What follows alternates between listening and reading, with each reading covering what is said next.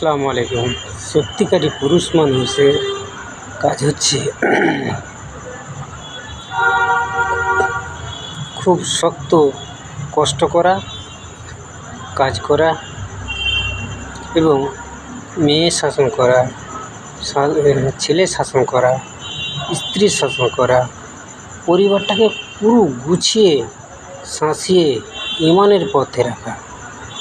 এটাই হচ্ছে পুরুষ মানুষের কাজ। এর ভেতরে যদি কোনো একটা কম থাকে তাহলে ভাবতে হবে এই পুরুষের ইমান শক্তি কম আছে। সে ইমান কি বোঝে না, সে ইসলাম কি বোঝে না।